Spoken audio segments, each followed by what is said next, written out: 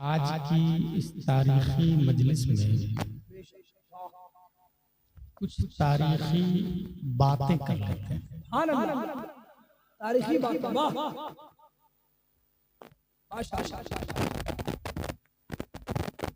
अगर तबीयत अखाज हो, ऑब्जर्वेशन पावर हो, अगर मिजाज में, तो one sentence can change your life. एक बात आपकी जिंदगी बदल देती।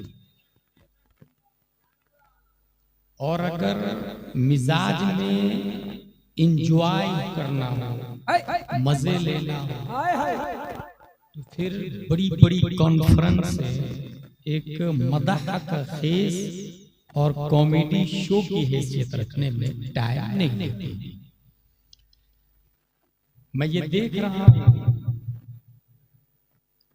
कि गूजी दर्रा की धरती पर हुजूर मुजाहिद मिल्लत तशरीफ लाए,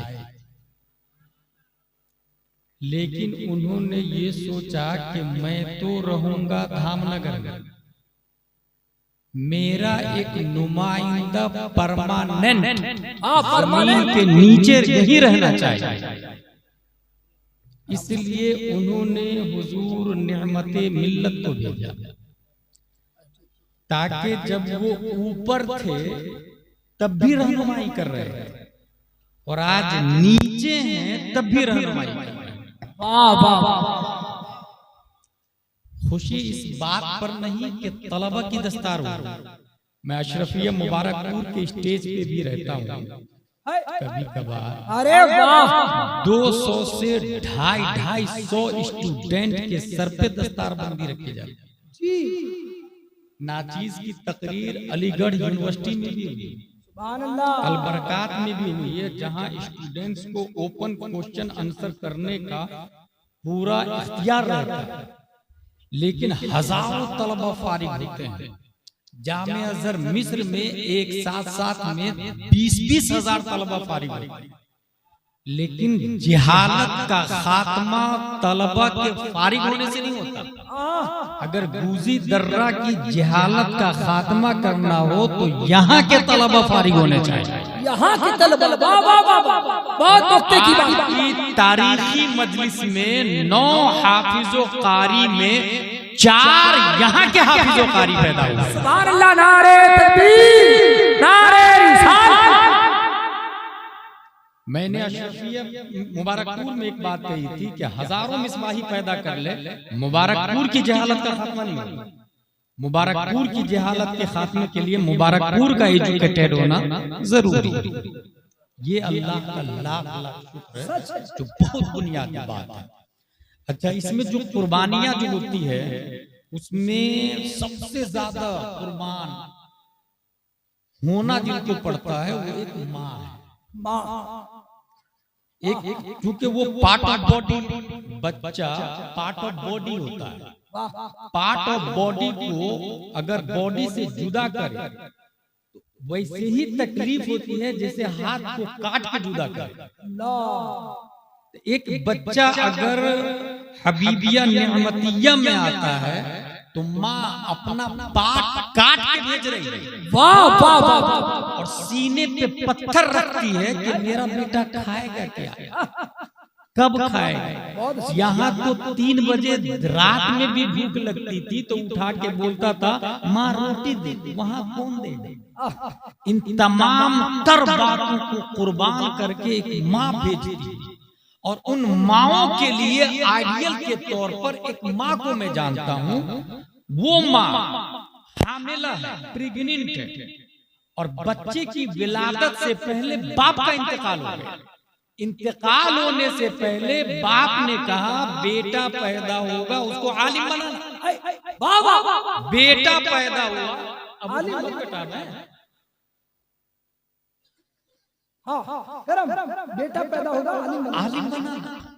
बेटा पैदा हुआ, जब वो मदरसा में पढ़ने के काबिल हुआ तो मौलाना साहब के पास किस जुर्रत और जज्बे कुर्बानी के साथ वो माँ जाती है, मौलाना साहब मेरे बेटे को अपने पास रख लीजिए। ठीक है, छोड़ दीजिए। मौलाना साहब इसको मेहनत से आलिम बनाइएगा। हाँ ठीक है ना मौलाना साहब, जब तक ये आलिम न बने इसके बाप की तमन्ना है भेजिएगा मत घर। इसके बाप की तमन्ना कि मेरा बेटा आलिम बने, तुम आलिम बना, इसलिए जब तक बने नहीं भेजिएगा मत। कुर्बानी देखिए माँ की, पार्ट ऑफ बॉडी को छोड़ के जा रहे हैं। जब तक आलिम नहीं बने भेजना मत आप। हाँ ठीक है, 3 साल आलिम का कोर्स इस वक्त 9 साल का है। अल्लामा साबिर सिर्फ शायर नहीं, वो आलिम है।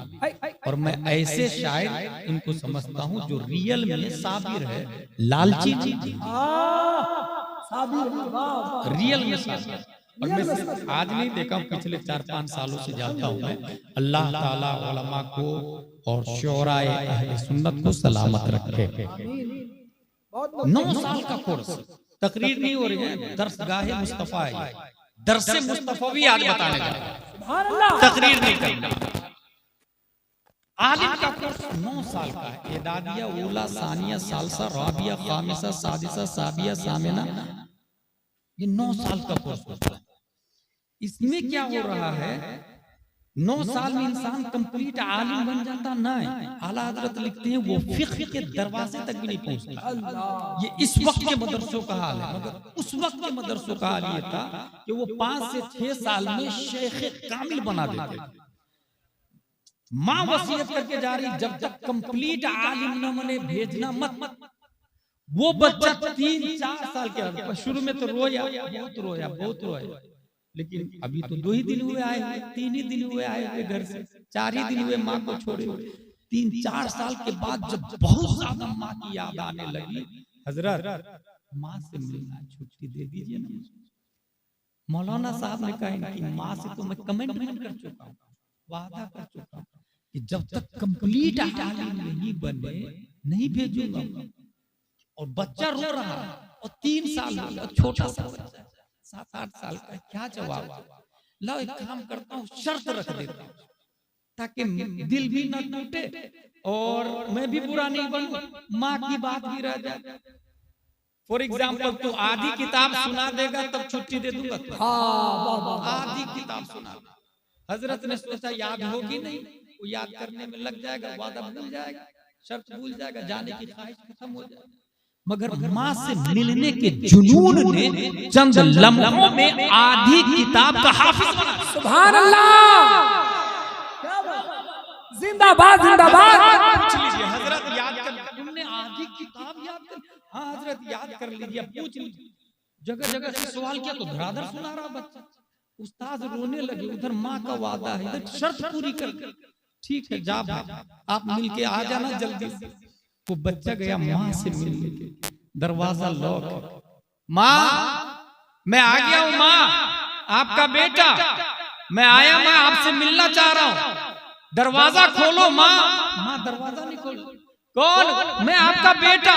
नहीं नहीं, मैं तो अपने बेटे को आलिम बनने के लिए भेजी, और मैंने ये कहा था उस्ताद से जब तक आलिम बने नहीं भेजना मत। तुम मेरे बेटे नहीं हो सकते,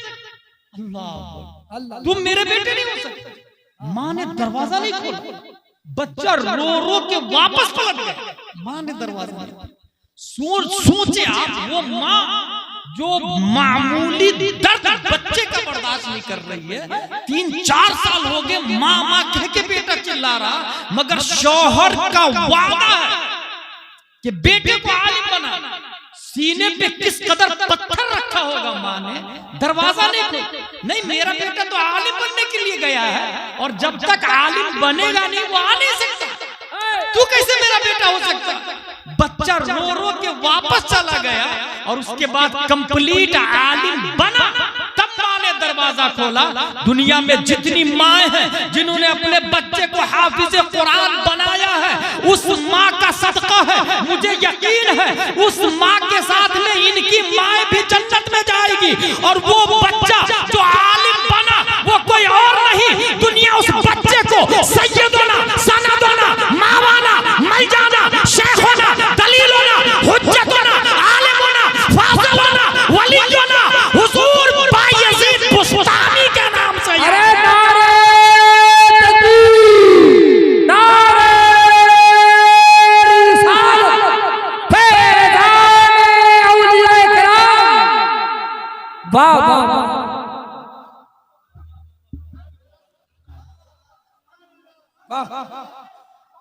आज अपने लोग बूजी दर्रा में हैं, सब लोग सुनेंगे, कोई बात नहीं करेंगे। बूजी दर्रा में स्कूल भी है कि नहीं? मदरसे भी।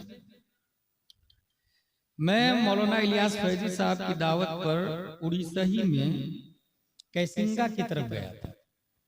वहां बहुत बड़ी कागज की फैक्ट्री, बहुत बड़ी, और पूरे इंडिया में बल्कि आउट ऑफ इंडिया भी वहां से पेपर, ये जो A4 साइज पेपर होता है वो बन के जाता है, उस पे जो छापना हो छापना।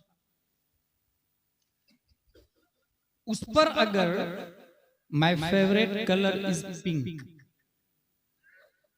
लिखा हुआ, CBSE का सिलेबस, पढ़ने वाला nursery, LKG, UKG, 5th 10th, graduation, MBBS, MD, IAS, IPS बन गया, कलेक्टर बन गया, SP बन गया। SP से जाके कहे वो जो आपने नर्सरी में पुस्तक जो पढ़ी थी या पहली क्लास में जो पुस्तक पढ़ी थी जिसमें लिखा था my favourite colour is pink, वो कहाँ है? रिप्लाई आई डोंट नो, मुझे नहीं मालूम, मैं तो छोटा सा था, 4-5 साल का था। हो सकता है अगर आपको जरूरत हो तो मेरी माँ से पूछ ले, मेरे बाप से पूछ ले, माँ बाप के पास जाए। आपका बच्चा जो SP है, वो जो पहली क्लास में बुक पढ़ा था वो कहाँ है? वो तो चंद सालों के बाद हमने कचरा में फेंक दिया। क्या बात है, क्या बात है। बदले में कुछ भंगार वाले ने पैसे भी दे दिए। वो भंगार वाला से जाके पूछा कि आपने वो नर्सरी वाला पुस्तक क्या किया था लेके SP के यहाँ से? वो तो मैं होटल वाले, हंसने की जगह नहीं, क्या बात, डीपली सोचा। सच, आपके बच्चे स्कूल पढ़ रहे, होटल वाला आपने वो पुस्तक के साथ क्या सलूक किया? कहा मैंने मखसूस साइज में जितने की हाजत थी मुझको, जिस साइज की, उसमें कटिंग किया और उस पे समोसा, कचौरी, पकौड़ी डाल के मैंने बेचे, खाया हम लोग। हमने क्या किया, खाने के बाद उसको डस्टबिन में डाल दिया या कचरा में फेंक दिया। डस्टबिन के साथ क्या हुआ, नगर निगम की गाड़ी आई, डस्टबिन से डस्ट को अपनी आगोश में ली और शहर की सबसे गंदी जगह जाके उसे डंप करके आ गई, फेंक के आ गई। उसी शहर का SP है, उसी पुस्तक को पढ़ के 1 लाख सैलरी ले रहा है। क्या बात। और वहां नजासते गलीजा, खफीफा, कुत्ता, बिल्ली, छछूंदर के पेशाब पाखाना में वो पेपर पड़ा हुआ जिसको पढ़ के ये SP बना, उसको उठाए TI के पास जाए और मानहानि का दावा करे कि इस पेपर के साथ जो नाइंसाफी और बदसलूकी हो रही है, इसकी तौहीन हो रही है, SP के माँ ने बेचा था, बाप ने बेचा था, मानहानि का रिपोर्ट दर्ज करे। TI बोलेगा get out from this palace, it is not acceptable offence, ये जुर्म नहीं है, आप चले जाइए यहाँ से, केस दर्ज नहीं होगा। ठीक वही पेपर बजाय स्कूल के सिलेबस लिखाने के दारुल उलूम हबीबिया नेमतिया का सिलेबस लिखाया और उस पेपर पर लिखा हुआ है इहदिनस सिरातल मुस्तकीम। सुभान अल्लाह। हमने तलबा से पूछा कि आपने उस पेपर के साथ, उस प्राइमरी के अम्मा पारा के साथ क्या सलूक किया? उन्होंने कहा जब मैं कंप्लीट हाफिज बना तो उसकी अजमत का अंदाजा बढ़ गया, और जब मैं एदादिया में गया आलिम के कोर्स में तो और अहमियत बढ़ गई। ऊला सानिया जब कंप्लीट आलिम बना तो उसकी अजमत का अंदाजा और हुआ, और जब मैं मुफ्ती बना तब पता चला कि उस पेपर के बारे में सिर्फ मुफ्ती लोग नहीं, सिर्फ इमाम लोग नहीं, सिर्फ मुजद्दिदीन लोग नहीं, सिर्फ नेमते मिल्लत और हिलाले मिल्लत नहीं, सिर्फ हबीबे मिल्लत और मुजाहिदे मिल्लत नहीं, सिर्फ औलिया, अगवास, औताद, अफराद, सहाबा, ताबईन, शेख नहीं, बल्कि उस पेपर के बारे में मुस्तफा ही नहीं रब का फतवा है, ला यमस्सुहु इल्लल मुत्तहरून, बगैर वुजू के इस कागज को छूना भी मार।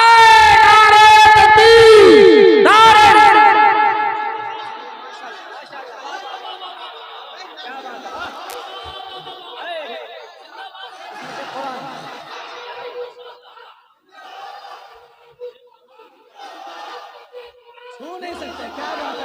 वाह, ला यमस्सुहु इल्लल मुतहहरून, बगैर वुजू के छूना हराम।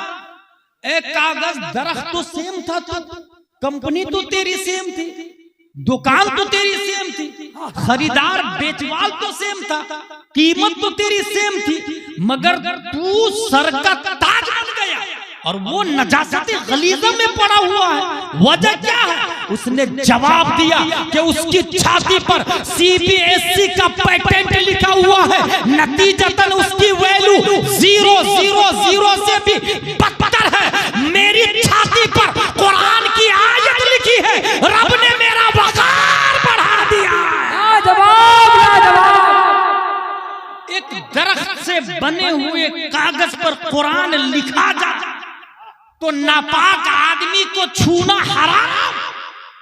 इन 9 बच्चों के छाती में पूरा कुरान छप गया, पूरा कुरान छप गया। मुझे तो वसीम रज़वी याद आता। तू बोल रहा है 26 आयतें हटा दे, और हबीबिया निअमतिया वाला 9 लोगों की छाती में लिख डाला। तेरे बाप में हिम्मत है तो मिटा ले, जितनी कोशिश कर ले, कागज से मिटा सकता है।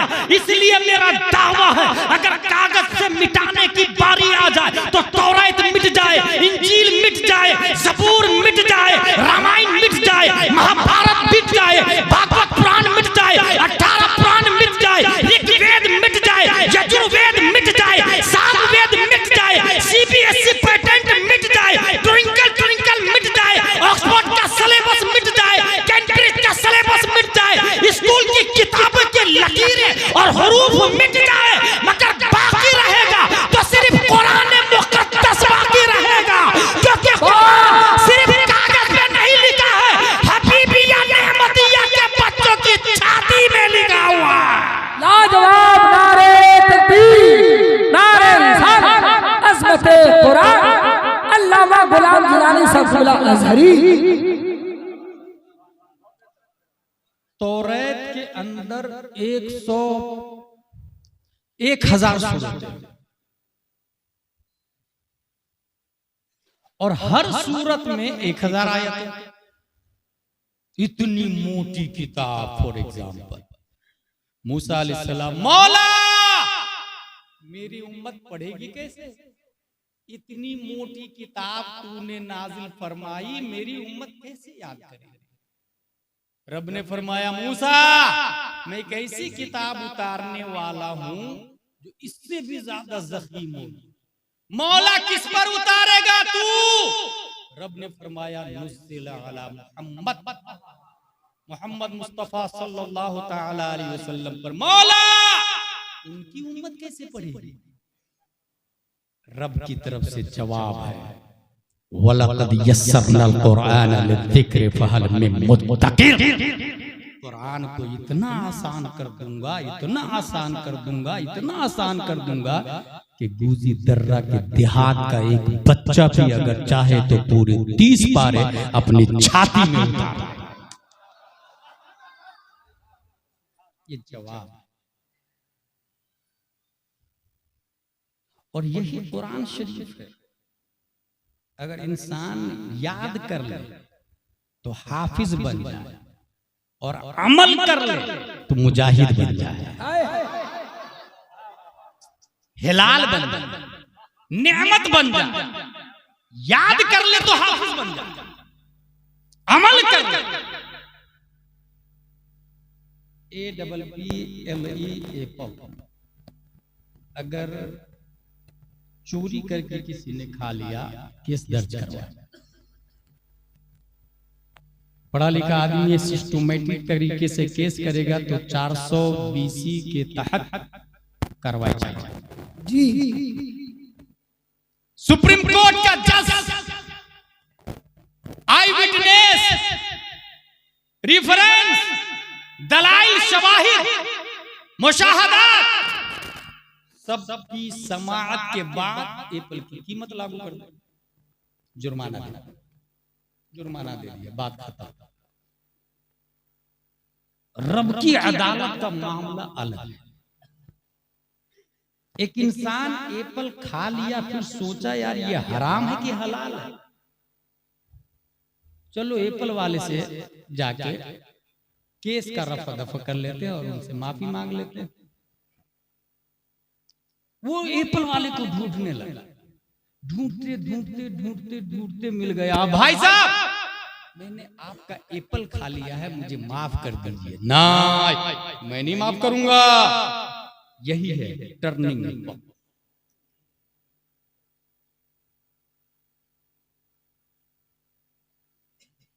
एप्पल खाने के बाद माफी मांगने के लिए एप्पल वाले को ढूंढने लगा। अब वो इंसान जो पूरा पूरा कुंटलों अनाज गायब कर देता है,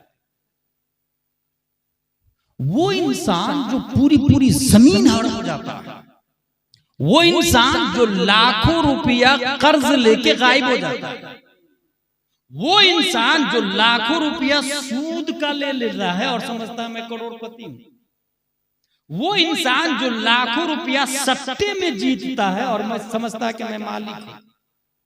should be note at this point. आपका 1 लाख रुपया सूद पे लगाते लगाते वो 1 करोड़ हो गया। आपके ऊपर ज़कात कितने लाख की निकलेगी? 1 करोड़ की या 1 लाख? 1 लाख की निकलेगी। वो जो 99 लाख है वो सूद का, वो आपका है ही नहीं, उसके आप मालिक ही नहीं है। और अगर आपने उसकी ज़कात निकाली, बदले में सवाब की उम्मीद रखी, तो अब मुसलमान भी नहीं रहेंगे, सीधे दायरे इस्लाम से बाहर। क्योंकि फतावा रज़विया शरीफ में हराम पर सवाब की उम्मीद करना यह कुफ्र है। हराम पर सवाब की उम्मीद कर रहे हैं, आपने पैसा आपका है ही नहीं और आप दे रहे हैं।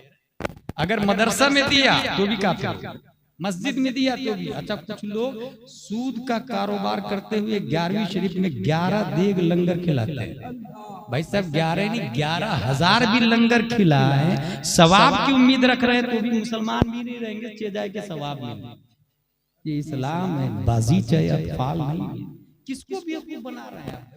जब पैसा ही आपका नहीं है तो ज़कात काहे के निकाल रहे हैं आप? इसी तरीके से सट्टे में जीता हुआ पैसा वो आपका ही नहीं, आप मालिक ही नहीं है उसकी, आप मालिक ही नहीं। एक और बात बताओ, आपके ऊपर ज़कात है, 1 लाख रुपए के मालिक है, ओरिजिनल हलाल का पैसा है आपका 1 लाख, उसकी ज़कात कितनी निकलेगी? 2.5। ये हमारे उलमा ने किताबों में लिखा 2.5 ज़कात निकलेगी, कुरान और हदीस से साबित है। अगर 2.5 नहीं निकाला आपने, अब आप 1 लाख के मालिक नहीं है, अब आप 98,500 के मालिक हैं। वो 2.5 हराम का है आपके पास में, उसकी ज़कात नहीं निकलेगी आने वाले साल। आने वाले साल अब 1 लाख की ज़कात नहीं, 98,500 की ज़कात नहीं, 97,500 की निकलेगी। वो 2.5 तो ज़कात के, वो तो हराम का पैसा आपके पास रखा, फौरन अदा करे। इसी से अब धीरे धीरे धीरे ज़कात हर साल नहीं निकाल रहे, तो अब लाखों रुपये हराम के अपने पास है, आपके पास है। आप सोच रहे मेरी ओरिजिनल कमाई है। भाई साहब, ओरिजिनल कमाई है, ज़कात नहीं निकाली इसलिए वो हराम का हो गया। अगर ये बात आपके दिमाग में बैठ जाती है तो सिर्फ गूंजी दर्रा की वजह से दारुल उलूम अपने वक्त का अल जामियतुल अशरफिया मुबारकपुर बन सकता है। आपकी ज़कात से सिर्फ कहीं मांगने की जरूरत नहीं पड़ेगी। आपकी ज़कात से दारुल उलूम मुजाहिद मिल्लत फिर से यही बन जाए, अशरफिया यही बन जाए, अजहर बन सकता है। यहाँ पर कोई माहौल थोड़ी। मगर उस हराम को इंसान अपने पास में रख के समझता नहीं, मैं हराम थोड़ी खाता, मैं हराम नहीं खा रहा हूं। भाई साहब, वो हराम का है। अब जो चंदा वाला आया आपके पास दारुल उलूम हबीबिया नेमतिया से, उस हराम को हटाने के लिए आया, तो हराम को हलाल से अलग करके वो एहसान अजीम कर रहा है। अगर वो रहता आपके पास तो हलाल हराम दोनों मिक्स रहता। उस हलाल से हराम को अलग करने के लिए आपके माल को वाइट और पाक करने के लिए मौलाना साहब, कितना शुक्र अदा करना चाहिए मौलाना साहब, कितना शुक्र अदा करना चाहिए। मगर जो इंसान वो हराम का खाया 2.5, याद रखिएगा, जिसने 2.5 हराम का खाया, जिसने 1 रुपया भी खाया, उसके यहाँ कभी भी हिलाले मिल्लत पैदा नहीं होते, नेमते मिल्लत पैदा नहीं होते। एप्पल की माफी मांगने के लिए आदमी एप्पल वाले बाग वाले के पास गया, भाई मैंने आपका एप्पल खा लिया, माफ कर दीजिए ना। उसने सोचा ये आदमी कुछ छोटा मोटा नहीं दिखा, एप्पल की माफी मांगने इतना लंबा सफर कर लिया। माफ नहीं करूंगा मैं, मेरी एक शर्त है। बोले फरमाइए। बोले अंधी लंगड़ी लूली बहरी लड़की है, उससे निकाह ब्याह करना पड़ेगा, तुमको शादी करनी पड़ेगी। उसने सोचा अगर नहीं करूंगा तो दोज़ख में जाऊंगा।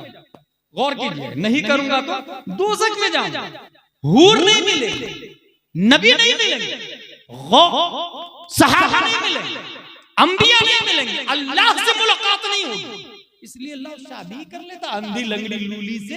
ये तो 60-70 साल जिंदा रहूंगा, 10-20 साल में भी मर सकता हूँ, लेकिन बाद में तो हूर मिलेगी ना।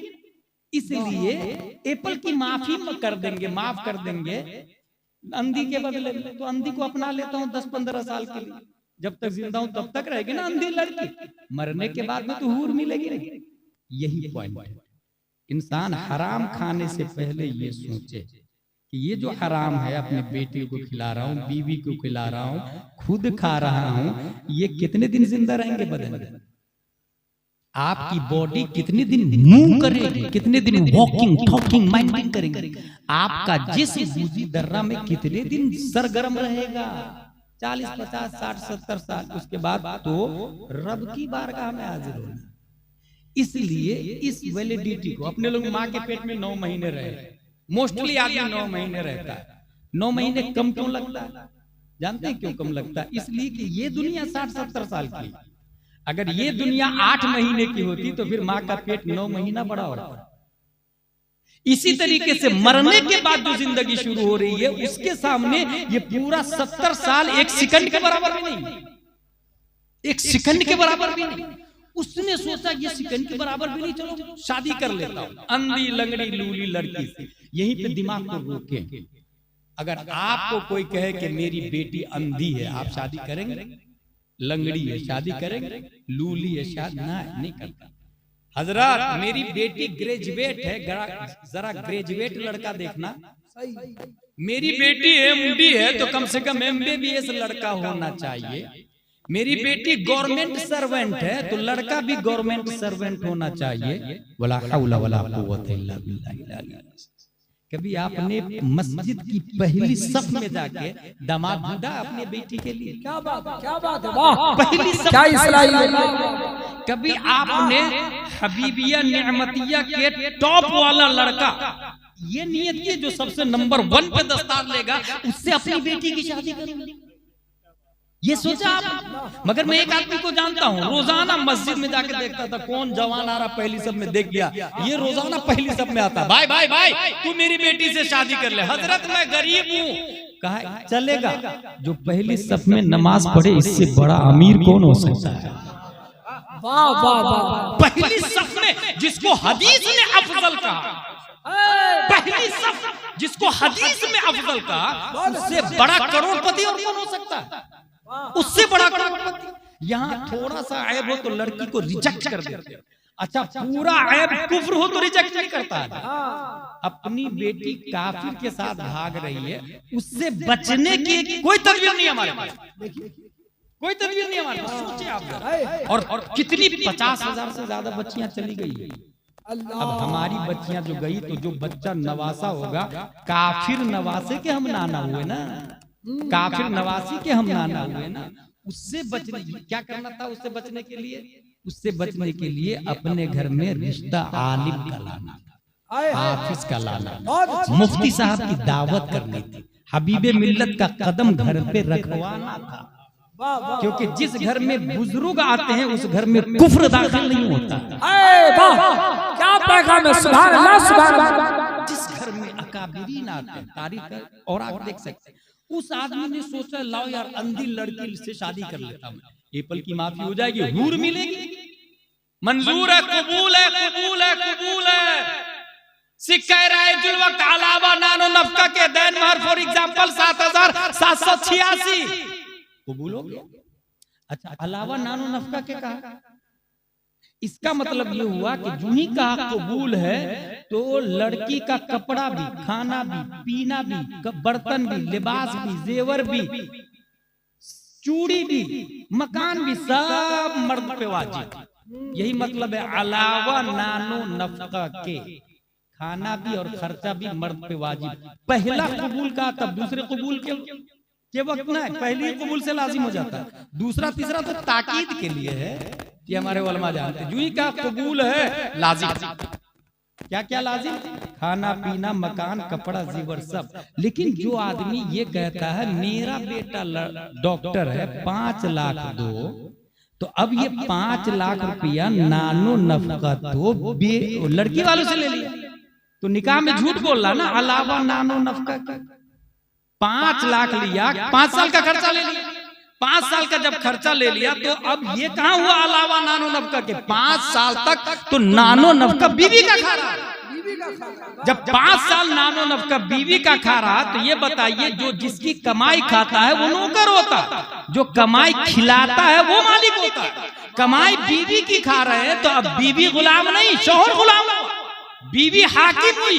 और रिजालो कव्वामुन अला निसा नहीं होगा, अन्निसाओ कव्वामा अला रिजाल होगा। इसीलिए आप कहेंगे फला काम करो, क्यों करेगी वो? कमाई बीवी की खा रहे हैं, हुकूमत आपकी चलेगी।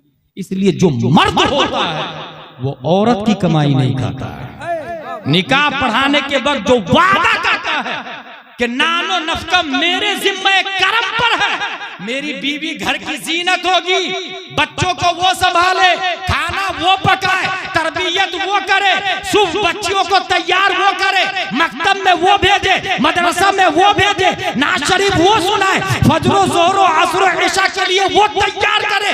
ये उनका काम होगा। तूफान का सामना मैं करूंगा, नानो नफका मैं लाऊंगा, पसीना मैं बहाऊंगा, नानो नफका मैं लाऊंगा, बारिश में मैं कमाऊंगा, नानो नफका मैं लाऊंगा। अगर ये मिजाज रहता है तब जाके धामनगर में 8 मुहर्रमुल हराम 1322 हिजरी में एक आम जमीन से वक्त का मुजाहिद मिल्लत पैदा होता है, और धीरे धीरे पूरे आसमान शोहरत की दुनिया पर छाने के बाद ऐसा फैज बरसाता है कि अरब व अजम आज भी उनके फैज का प्यासा नजर आता है। नारे तकबीर, नारे रिसालत, फैज़ाने औलिया इकराम। एप्पल माफ कर दीजिए, ठीक है, शादी हो गई, अंधी लंगड़ी लूली लड़की से एप्पल की माफी मिल गई, बहुत खुश है कि एप्पल माफ कर दिया। सेब खाया था मैंने, माफ कर दिया, अब तो जन्नत में जाऊंगा। लेकिन जब सुहाग रात में गए तो देखा क्या बहुत ज्यादा खूबसूरत लड़की है, हाथ भी, आंख भी, नाक भी, कान भी। फौरन वापस, हजरत हजरत आपने जो लड़की बताई थी वो नहीं है। कहा वही है। कहा कैसे हुजूर? कहा अंधी इसलिए कि हराम नहीं देखा, लंगड़ी इसलिए कि हराम काम नहीं किया, लूली इसलिए कि हाथ से कभी हराम काम नहीं किया, गूंगी इसलिए कि जुबान से कभी हराम नहीं बोला। इसका मतलब ये हुआ हम अपनी बेटी को अंधी बनाए, अपनी बेटी को लूली बनाए, अपनी बेटी को लंगड़ी बनाए, अपनी बेटी को गूंगी बनाए।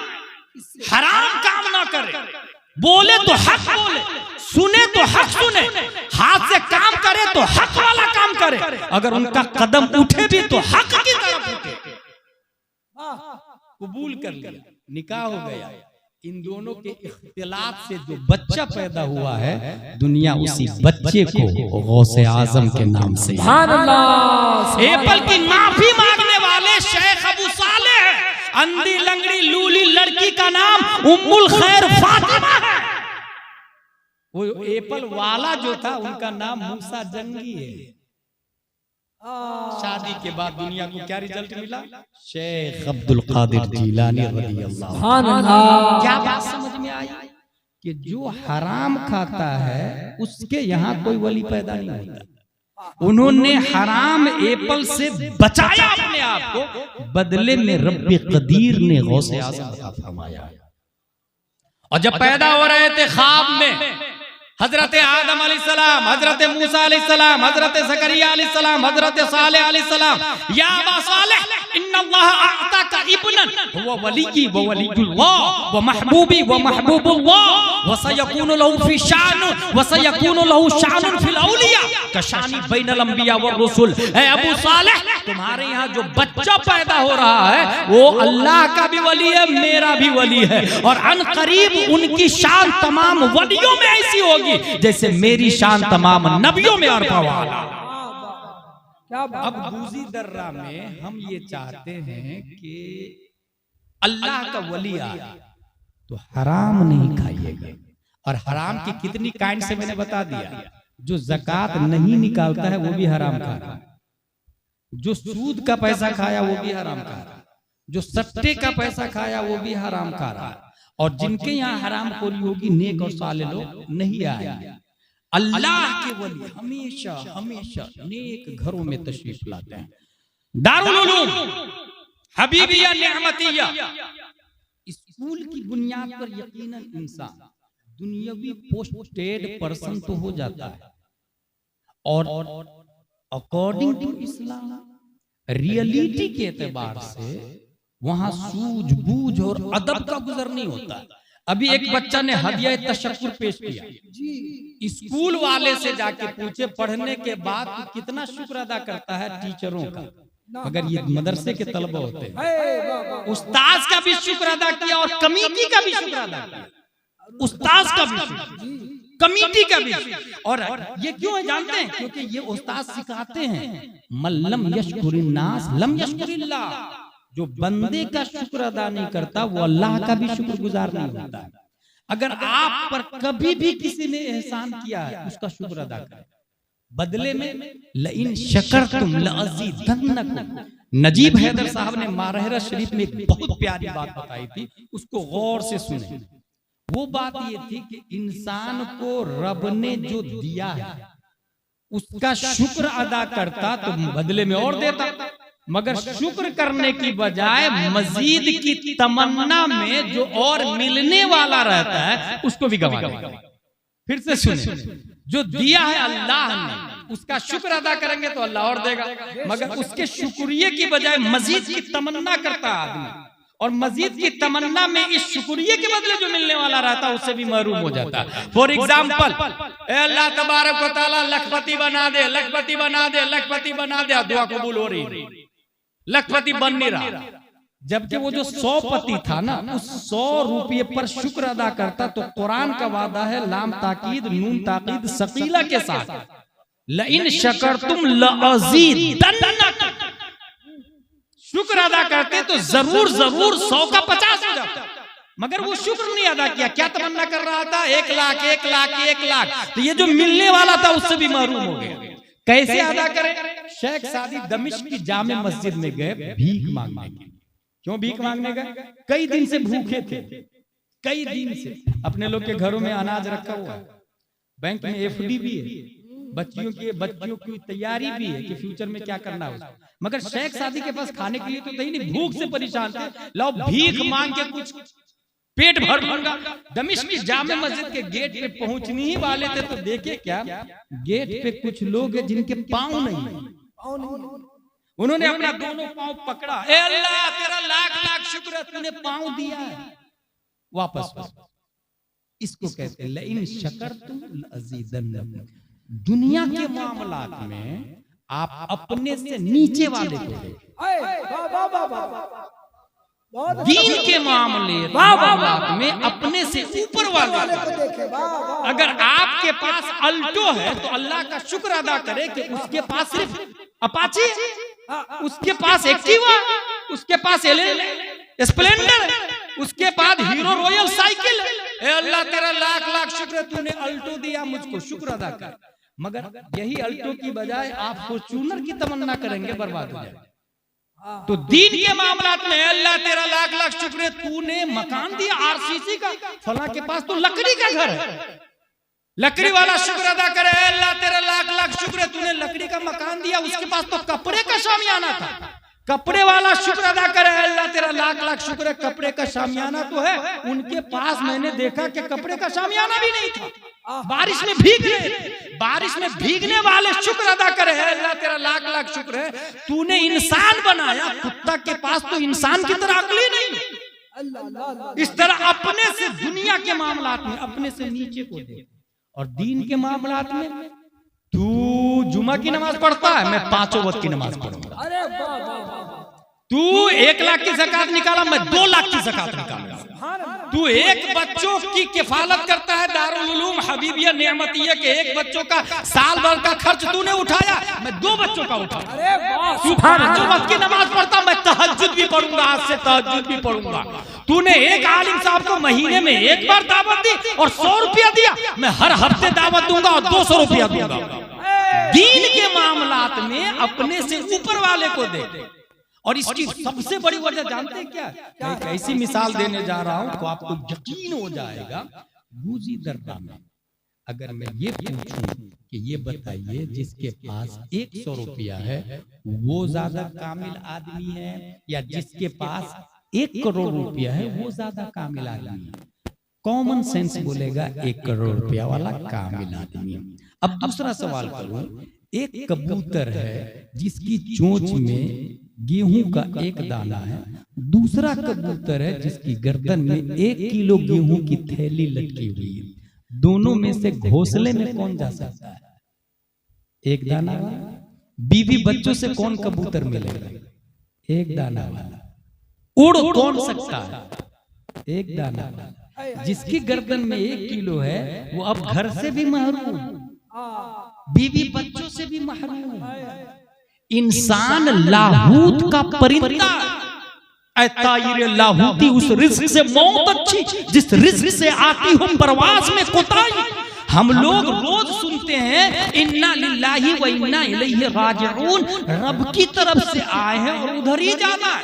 और इंसान आया भी है उड़ते हुए और जाना भी है उड़ते हुए, और जब रब की तरफ जाना है तो बोझ जितना कम होगा रफ्तार उतनी ही अरबा वाला होगी, जाने और उड़ने का परवाज उतनी ही ज्यादा होगा। इसका मतलब हुआ 1 करोड़ वाले से अफजल 1 लाख रुपया वाला है, 1 लाख रुपये वाले से अफजल 1000 वाला है, 1000 वाले से अफजल 100 रुपया वाला है, 100 रुपया वाले से अफजल 1 रुपया वाला है। और ये मैं नहीं बोल रहा, 1400 साल पहले प्यारे मुस्तफा सल्लल्लाहु अलैहि वसल्लम ने फरमाया कि एक गरीब अमीर से 500 साल पहले जन्नत में चला जाएगा। वाह, बहुत अच्छा। नारे तकबीर, नारे रिसालत, पैगाम इस्लाम। 500 साल पहले अमीर को हिसाब देना पड़ेगा, लाया कहां से, खर्चा कहां किया। अगर हराम का है तो जाएगा ही नहीं रब तक, रास्ते ही में, मंजिल तक नहीं पहुंचेगा, रास्ते ही में रुक जाएगा। और अगर हलाल का है तो हिसाब में टाइम लगेगा, लेकिन ये 100 रुपया वाला शॉर्ट एंड स्वीट में हिसाब देगा और रब की बारगाह में हाजिर। और एक और बात बताऊं, पूरी दुनिया का मालिक कौन है? अल्लाह तबारक व तआला मालिक हकीकी है। और रब्बे कदीर ने हाकिम प्यारे मुस्तफा को बनाया, ठीक है। हमारे नबी को हुकूमत के साथ में मालिक भी बनाया रब्बे कदीर। हमारे नबी मालिके कुल है। ज़कात किस पे फर्ज होती है पता आप लोग को? मालिके निसाब पर। ज़कात किस पे फर्ज होती है? मालिके निसाब पर। हमारे नबी मालिके कुल है, मगर पूरी जिंदगी में कभी मालिके निसाब नहीं बने। जिसका मतलब ये हुआ कि कभी इतना पैसा ही नहीं जमा किया कि ज़कात फर्ज हो। मालिक कुल है मगर मालिक निसाब नहीं। इसका मतलब ये हुआ कि गरीब होना प्यारे मुस्तफा की सुन्नत हो गई। और जितने करप्शन हो रहे हैं ना अपने गुजी दर्रा में, ये सब अमीरी के चक्कर में, पेट के लिए ना। कोई कहता अगर पेट के लिए मैं कर रहा हूं, गलत।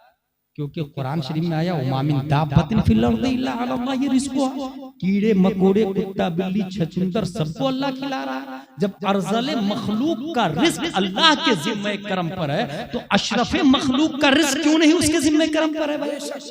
जब अर्ज़ले मखलूक को खिला रहा है तो अल्लाह तबारक व तआला इंसान को क्यों नहीं खिलाएगा? हराम कहां करता, झूठ कहां बोलता इंसान? उसके मकान 1 बिल्डिंग है, मैं 2 बिल्डिंग बनाऊंगा, यहाँ हराम खोरी करता। उसके पास 1 गाड़ी है, मैं 2 गाड़ी लूंगा, यहाँ हरामकारी करता है। उसके पास 1 एकड़ जमीन है, मैं 2 एकड़ जमीन लूंगा, यहाँ वो हरामकारी करता है। इसलिए कहा अकाबिरीन ने दुनिया के मामलात में अपने से नीचे को देखे। और अगर ये चीज आपने पैदा कर ली तो आप जिंदा हैं और आप ही का उर्स होगा। उर्से हिलाल मिल्लत जो हो रहा है, या उर्से नेमत मिल्लत, या उर्से मुजाहिद मिल्लत जो हुआ, ये जिंदा लोगों का होता है, मुर्दा लोगों का नहीं होता। इसलिए मैं एक बात बता के अपनी तकरीर को खत्म कर दूं, जिंदा कहते किसको है? गुजी दर्रा में अगर किसी का इंतकाल हो जाए, जाके खबर दी जाती है, इमाम साहब फला का इंतकाल हो गया है, ऐलान करवा दीजिए ना। मुअज्जिन ऐलान करता, निहायत ही अफसोस के साथ ये खबर दी जा रही है कि फला का इंतकाल हो गया, नमाज जनाजा असर के बाद जामे मस्जिद में अदा की जाएगी, इन्ना लिल्लाहि व इन्ना इलैहि राजिऊन। आफ्टर 3 डेज, 3 दिन के बाद आके पूछे हमारे जियाई साहब, फला आदमी कहाँ है? कहेंगे वो इंतकाल कर गया, मींस ही इज डेड। मलकुल मौत आए, रूह निकाल के ले गए, वो मुर्दा। यही गुज़ी दर्रा में हो रहा है, मगर हकीकत ये है कि ये थ्योरी ही गलत है। मलकुल मौत का आना, रूह निकाल के ले जाना, ये मुर्दा नहीं। रूह जब तक बाकी है ये जिंदा भी नहीं। इसी से ये अंदाजा लगा लीजिएगा कि गुज़ी दर्रा में कितने जिंदा और कितने मुर्दा है। जिंदगी किसको कहते हैं? हुजूर सल्लल्लाहु तआला अलैहि वसल्लम ने अबू जहल से, अबू जहल मान लो मैं अल्लाह का रसूल हूं, नहीं माना। 1 दिन 2 दिन 3 दिन जिब्रील अलैहिस्सलाम तशरीफ ला, या रसूल अल्लाह ये मुर्दा है। सोचे अबू जहल के बदन में रूह बाकी है और इस्लाम क्या बोल रहा है? ये मुर्दा है। इसका मतलब ये हुआ गुज़ी दर्रा में जिनके बदन में रूह है वो जिंदा है, इसकी कोई गारंटी नहीं, क्योंकि अबू जहल के बदन में रूह बाकी थी और इस्लाम ने कहा ये मुर्दा है। अबू जहल कारोबार वाला था, बीवी बच्चे वाला था, बिजनेसमैन था, प्लानर था, किडनैपर था, गुंडा था, डॉन था, मवाली था, रूह बाकी थी। मलकुल मौत आके ले नहीं गए थे, मगर इस्लाम ने कहा ये मुर्दा। और जिंदा किसको कहते हैं वो सुने। 1 हिजरी 2 हिजरी 3 हिजरी 10 20 30 40 50 60 61 हिजरी को जब मैंने पढ़ा, हजरत मुस्लिम बिन अकील को शहीद कर दिया लोगों ने। इस्लाम बोल रहा है जिंदा है। हजरत ओनो मोहम्मद की रूह मलकुल मौत खींच के ले जा चुके, इस्लाम बोलता है जिंदा है। हजरत अली असगर के हल्क को तीर पार कर चुका, इस्लाम बोलता है जिंदा है। हजरत जुहैर बिन कीन की रूह निकल गई, इस्लाम बोलता है जिंदा है। इमाम हुसैन बदन करबला में, सर दमिश्क में, मगर इस्लाम बोलता है वला तक़ूलू लिमन युक़्तलु फी सबीलिल्लाहि अमवात। गुलाम जिलानी अज़हरी गुज़ी दर्रा में एक सवाल कायम करता है, ए अबू जहल बता तू जीते जी मर कैसे गया? और एक करबला वाले हुसैन आप बताइए मरने के बाद भी आप जिंदा कैसे हैं? तो मिजाज अबू जहल ने जवाब दिया, अदावत मुस्तफा ने मुझे जीने नहीं दिया। करबला वाले हुसैन बोले मोहब्बत मुस्तफा ने मुझे कभी मरने नहीं दिया। लाजवाब नारे तकबीर, नारे रिसालत है, नारे औलिया इकराम। इसका मतलब ये हुआ कि जिंदगी मोहब्बत मुस्तफा का नाम है और मौत अदावत मुस्तफा का नाम है। रूह निकल गई, वो मुर्दा नहीं। हुजूर हिलाल मिल्लत की रूह निकल गई, वो जिंदा है। हुजूर नेमत मिल्लत की रूह निकल गई, वो जिंदा है। हुजूर मुजाहिद मिल्लत की रूह निकल गई, वो जिंदा है।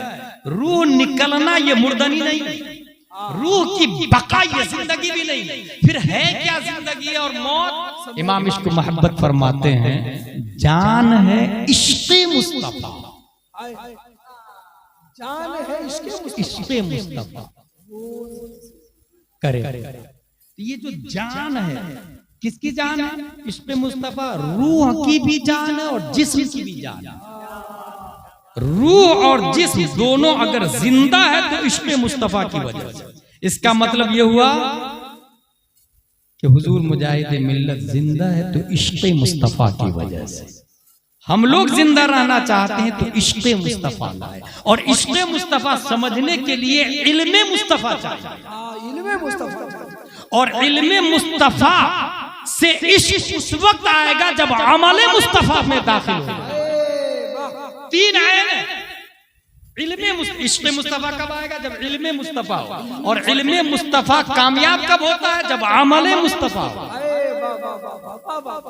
अमल मुस्तफ़ा, इसीलिए वो शजरा शरीफ में वो है, ऐन इज़ इल्म अमल सदका इन आया का दे छे, ऐन इज़ इल्म अमल अफ इर्फ आफियत। इस बेनवा के ये है पॉइंट। इसका मतलब ये हुआ कि जो भेड़ चाल हम लोग चल रहे हैं वो इंतकाल हो गया। आज से बोलना छोड़ दे, वो इंतकाल, वो जिंदा है ये बोलना छोड़ दे। अगर किसी को नमाज पढ़ते देखे कहे ये जिंदा है। अगर कोई मदरसा नेमतिया हबीबिया में पढ़ रहा है कहे ये जिंदा है। अगर कोई आलिम जा रहा है कहे ये जिंदा है। अगर कोई मोहब्बत मुस्तफा की दलीलें दे रहा है कहे ये जिंदा है। जिंदगी और मौत का फलसफा बदल दे आज से। हर किसी को जिंदा कहते हैं, जिंदा कहते हैं, हर किसी को मुर्दा कह देते हैं। नहीं मेरे भाई, आपके पास 1 लाख 2 लाख 3 लाख 4 लाख 5 लाख 1 करोड़ रुपया हो आपके पास, ईमानदारी से बताइएगा, सेम 1 करोड़ रुपया आपके पास, 1 करोड़ रुपया, मगर उस 1 करोड़ से इंसान वाला काम नहीं कर रहे हैं। 1 करोड़ से इंसान वाला काम नहीं कर रहे हैं। तो आप बताइए वो 1 करोड़ आपके ऊपर हो या गधे के ऊपर हो, फर्क क्या पड़ता है? आता ही मगजरा चे इल्मु खबर, उसे क्या पता कि क्या है उसके ऊपर। जानवर में और इंसान में जो करोड़पति उसमें कोई फर्क नहीं। लेकिन जिसके पास इल्मे मुस्तफा, इल्मे मुस्तफा है, तो इल्मे मुस्तफा की बुनियाद पर हजरत अबू बकर सिद्दीक़ अकबर बने। इल्मे मुस्तफा की बुनियाद पर इमाम अहमद रजा मुजद्दिद आजम बने। इल्मे मुस्तफा की बुनियाद पर अब्दुल कादिर गौसे आजम बने। वो खुद कहते हैं दरस्तुल इल्म हत्ता सिरतु कुतबन वनिलतु साद मिन मौलल मवाली। मैं पढ़ा पढ़ते पढ़ते पढ़ते मैं कुतुब बन गया। इसका मतलब ये हुआ कि पढ़ा इल्म मुस्तफा ये जिंदगी के लिए जरूरी है, इश्क़ मुस्तफा के लिए। इसलिए बहुत अच्छा तरीका बता के जा रहा हूं। अगर इल्म मुस्तफा आप नहीं हासिल कर पाए, कोशिश करें हासिल करने की, फिर भी नहीं कर पाए तो जिसके पास है उसकी कदर करें। इल्मे मुस्तफा जिनके पास है उनकी कदर करें। अगर नमाज नहीं पढ़ रहे आप अजाब में जाएंगे, गुनाह मिलेगा आपको, लेकिन एटलीस्ट जो नमाजी है उसकी कदर करें। झूठ बोल रहे हैं, मैं जानता हूं कि आप झूठ नहीं छोड़ेंगे, लेकिन अगर ईमान की बका चाहते हैं तो सच बोलने वाले की कदर करें। ये बहुत बुनियादी बात बता रहा हूँ। इंसानी जमाने में एक तो नमाज नहीं पढ़ता और नमाजी की कदर भी नहीं करता, इल्म हासिल नहीं करता, इल्म वालों की कदर भी नहीं करता। 1 लाख 2 लाख 3 लाख 1 करोड़ रुपया आपकी रूह बदन से निकल गई, क्या होगा भाई साहब? उस 1 करोड़ रुपयों को डिवाइड किया जाएगा, बीवी में, बच्चा में, बेटा में, बेटी में तकसीम हो गई दौलत डिवाइडिंग। हजरत अली रज़ी अल्लाह ताला अन्हु का जुमला सुनिए, वो फरमाते हैं रदीना किस्मतल जब्बारी फीना लना इल्मुन वलिल मालू फइन्नल माला यफनी अन करीबिन व इन्नल इल्म बाक़िन ला यज़ालु। ये दुनिया की जो दौलत है वो तकसीम होती है, और तकसीम जितनी ज्यादा करे दौलत तो उतनी ही ज्यादा कम होती चली जाती है। 100 को 10 जगह बांटे, कितने बचे? 100 को 10 जगह बांटे, कितने बचे?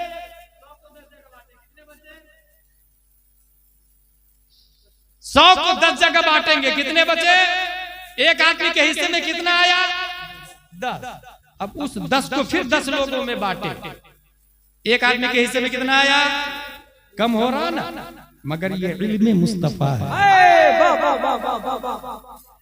एक ऐसा इल्म मुस्तफा है, ये वो दौलत है कि अगर इसको बांटे तो एक मुजाहिद मिल्लत अगर थोड़ा सा दे दे तो आशिकुर रहमान बन जाए, थोड़ा सा दे दे तो नेमते मिल्लत बन जाए।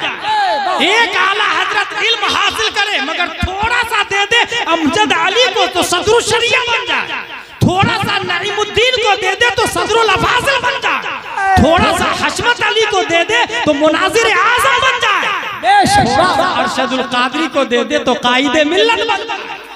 ये इल्म है। और इसकी मिसाल चराग की तरह 10 बाई 10 का रूम है, एक चराग जल रहा है, उससे रोशनी कितनी होगी? बहुत अच्छी रोशनी होगी। मगर 2 चराग जलाए, उसी चराग से दूसरा चराग जलाए, रोशनी घटेगी कि बढ़ेगी? उसी चराग से दूसरा चराग जला है ना, मगर घटी नहीं है रोशनी। उससे तीसरा चराग जला, रोशनी घटी नहीं, पहले वाले में भी नहीं और तीसरे वाले में नहीं, सब में बराबर। और मजमुई हैसियत से दुनिया में रूम में रोशनी बढ़ती चली जा रही है, उस रूम की दुनिया की रोशनी बढ़ती चली जा रही है। यही हाल है जिसके पास नमरूद कारून का खजाना है, वो घटता चला जा रहा है, और जिसके पास इल्म मुस्तफा है वो फैलता चला। और जो लोग बढ़ेंगे, उलमा की कसरत होगी, मुजाहिद मिल्लत का इल्म भी बढ़ता रहेगा, आला हजरत का इल्म भी बढ़ता रहेगा, और आला हजरत जितने ज्यादा बढ़ेंगे मुस्तफा के चर्चे उतने ही ज्यादा होते चले जाएंगे। सुभान अल्लाह। ये एक बुनियादी मिसाल बताया। हासिल कलाम ये है, आप ये चाह रहे हैं मेरे यहाँ नेक बच्चा पैदा हो, अपनी बीवी को एक भी हराम का एप्पल नहीं खिलाए, और हराम में ज़कात न निकालना ये भी दाखिल है। इसलिए रमजान की पहली तारीख को पूरा हिसाब लगाए, बैंक बैलेंस, FD, जेवर, प्लॉट बेचने के लिए, बेचने की जितनी चीजें हैं, नहीं मसला समझ में आए तो मुफ्ती साबिर है, दारुल मुजाहिद मिल्लत है, मुफ्ती उस्मान साहब है, हुजूर अल्लामा हनीफ मिल्लत है, मुफ्ती मशकूर साहब, दीगर उलमाए किराम, आपके यहाँ उलमाए किराम है, उनको फोन लगाए, ज़कात का मसला समझाइए, और जोड़ के एक रुपया जोड़ के ज़कात निकाल के दारुल उलूम हबीबिया निअमतिया में ला के दे। और दावे के साथ कर रहा हूँ, इस साल आपने अगर 2 लाख की 5,000 ज़कात निकाली है, आइंदा साल फिर 1 तारीख को जोड़िएगा, रब्बे कदीर इतनी बरकत देगा कि उस साल 5,000 नहीं 10,000 ज़कात निकलेगी, क्योंकि वो रब का वादा है। मैं 500 गुने से कितने 100 गुना ज्यादा देता हूँ, रब बेहतर जानता कितना ज्यादा देता है। इससे क्या होगा, मदरसा स्पीड से आगे बढ़ेगा। मुझे बहुत खुशी हुई कि यहाँ के 4 बच्चे हैं, इनसे मैं ये गुजारिश करूंगा कि सिर्फ हिफ्ज पे नहीं रुके, कारी पे नहीं रुके, ये अल्लामा भी बने, ये आलिम भी बने, मुफ्ती भी बने। और याद रखिएगा, मुजद्दिद बनना मुहाल नहीं है। इन 9 में से वक्त का कोई मुजद्दिद भी हो सकता है, ये फिर से कोई मुजाहिद मिल्लत भी इनमें हो सकता है, कोई नियमत मिल्लत भी हो सकता है। ये सब मदरसे से पढ़े ना, मुजाहिद मिल्लत किन से पढ़े? तफक्कुह फिल मसअला, उनको सदरुश शरिया ने पढ़ाया। सदरुश शरिया के बारे में आला हजरत ने कहा था, तफक्कुह जिस चीज का नाम है वो अमजद अली ने ज्यादा है, और अमजद अली यानी सदरुश शरिया ने मसअला पढ़ाया किनको? मुजाहिद मिल्लत को। और तफसीर के उस्ताद हुजूर सदरुल अफाजिल अल्लामा नईमुद्दीन मुरादाबादी। इसका मतलब ये हुआ कि मुजाहिद मिल्लत मदरसे वाले होते हैं, इनमें कोई मुजाहिद मिल्लत नहीं हो सकता।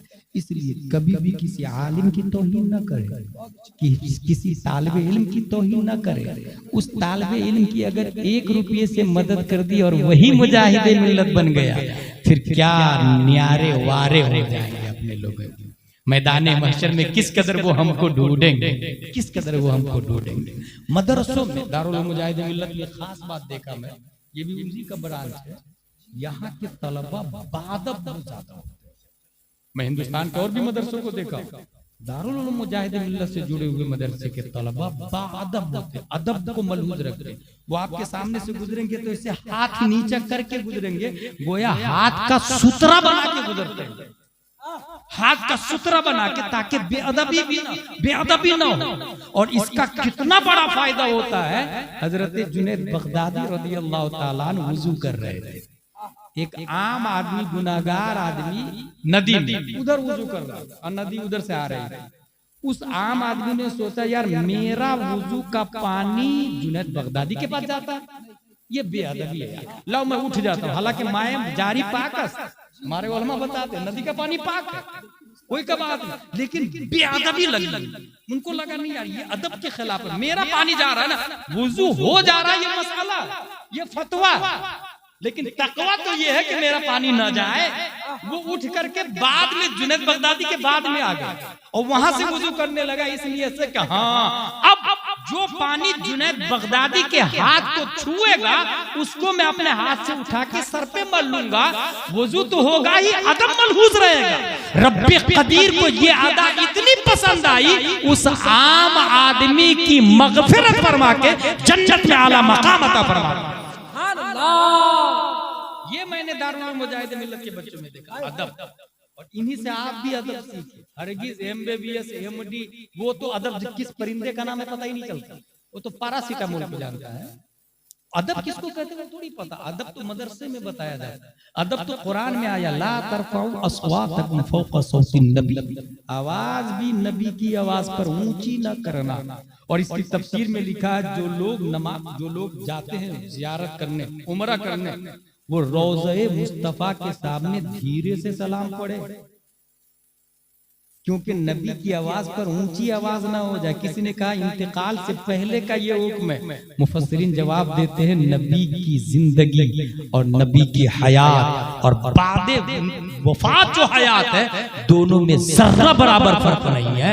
नबी की मौजूदगी में ऊंची आवाज से बात करना बेअदबी है, ऐसे ही नबी के इंतकाल के बाद भी ऊंची आवाज में बात करना बेअदबी है। और मैं समझता हूं इंसान जब मुजाहिद मिल्लत बन जाता है तो फिर वो मदीना नहीं, अगर धामनगर में भी खड़े होके सलात व सलाम पढ़ता है तो इस कदर पढ़ता है कि उन्हें यकीन है मेरा सलाम मुस्तफा सुन रहे हैं, बारगाह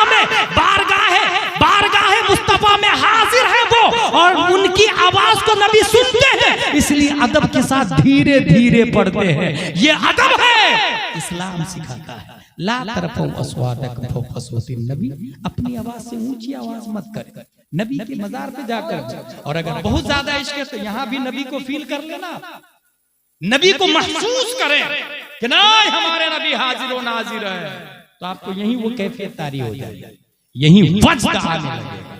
अदब बहरहाल माँ बाप। क्या आपने सुना नहीं, इंग्लिश वाले बुद्धा आश्रम खोले हैं, ओल्ड होम, अमेरिका में ओल्ड होम खुला है। अच्छा, अरस्तु ने बुकरात ने चाइल्ड होम खोला। चाइल्ड होम का मतलब समझते? बुकरात ने चाइल्ड होम बनाया कि जिसके यहाँ बच्चा पैदा हो इस रूम में लाके रख दे, और बहुत सारे दरवाजे बने हुए थे, माँ आए किसी बच्चे को उठाए, दूध पिलाए, बच्चे को रख दे, चली जाए। चाइल्ड होम बनाया था किसने? बुकरात साइंटिस्ट ने चाइल्ड होम बनाया, ताकि दुनिया में सब ये समझे मेरी माँ है, ये मेरा भाई है, ये मेरा बाप है, झगड़ा नहीं हो, सब प्यार मोहब्बत से रहे। उस बेवकूफ को पता नहीं था तलबुल कुल फौतुल कुल, वो अपना समझने की बजाय अपने को भी पराये समझ ले, इसलिए ये निजाम ही बातिल है। बहरहाल उसने चाइल्ड होम खोला, अमेरिका ने अभी ओल्ड होम खोला। ओल्ड होम में क्या होता है? ओल्ड होम में जो लोग बूढ़े हो जाते हैं, माँ बाप, उसमें रख दिया, अल्लाह, माँ को उसमें रख दिया जाता, ओल्ड होम, बाप को उसमें रख दिया जाता। यही बच्चा जब 1 साल का नहीं, जब 1 दिन का था, तो वो माँ वो बाप अगर गर्दन दबा देते तो बच्चा मर जाता कि नहीं? मगर अभी बुढ़ापे में जब उसकी जरूरत है, गर्दन दबाने से बाप मर सकता है, ऐसी सूरत में उसको वहां रखना ओल्ड होम कि यार ये हमको नौकरी में डिस्टर्ब हो रहा है, जॉब में डिस्टर्ब हो रहा है, एंजॉय में डिस्टर्ब हो रहा है। ये दुनिया है, ये स्कूल वाले हैं, ये कॉन्वेंट वाले हैं जहां आपके बच्चे पढ़ रहे हैं। मगर दारुल उलूम हबीबिया नेमतिया में ये पढ़ाया जाता है कि जिसने अपनी माँ को या अपने बाप को बुढ़ापे में पाया और खिदमत कर लिया तो जन्नत उस पे वाजिब हो जाती है। ये कहाँ पढ़ाया जाता है? मदरसे में पढ़ाया जाता है। रब्बे कदीर हम कुरान शरीफ, हदीस शरीफ, फिक़्ह शरीफ समझने, पढ़ने, अमल करने की तौफीक अता फरमाए। दीन से, सुन्नियत से, मसलक आला हज़रत से जुड़े रहने की तौफीक अता फरमाए। वमा अलैना इल्लल बलाग। अस्सलामु अलैकुम।